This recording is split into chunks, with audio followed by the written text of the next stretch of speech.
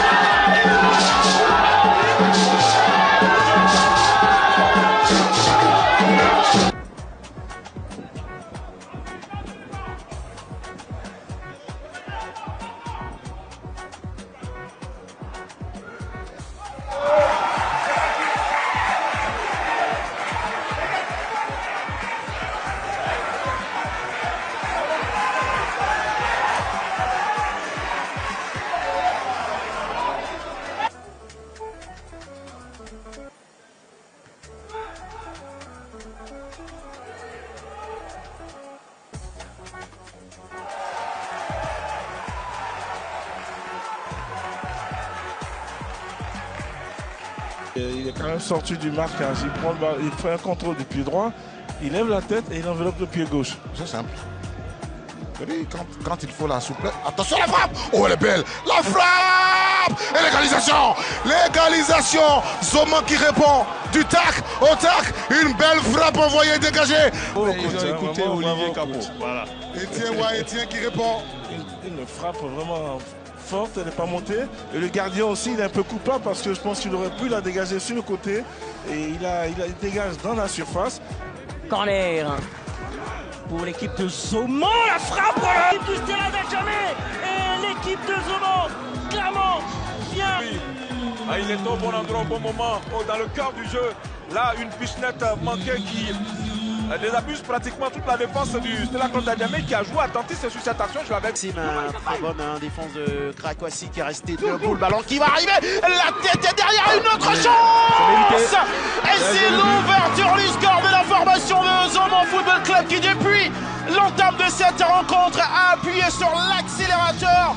Adou de le dire, mais qu'il n'y avait pas le feu sur le. Il n'y avait pas le feu pour l'instant, mais le feu s'est allumé. Et il y a un but à 0, un joli but d'ailleurs, parce que le jeu est parti de la gauche, qui s'est retrouvé à la droite avec un coup de tête repoussé par le gardien. Et derrière, il suit son ballon, intérieur du pied, côté opposé, 1-0, tout à fait mérité. Pas du ballon pour Zoman FC. Un centre, oh là là, et c'est dégagé à nouveau par le portier sur le côté. C'est pas fini, Zoman. On peut réduire le score. Tierno, qu'est-ce qu'il fait, Tierno? Là, il marque. Il faut arrêter, hein. Voilà. Et on donne à Tierno. Il contrôle et il place. Et il le regarde tous. Il le regarde tous. Alors qu'il y a Abdul Fatao, hein, du côté de Zoman qui se prépare. Saré Abdul Fatao.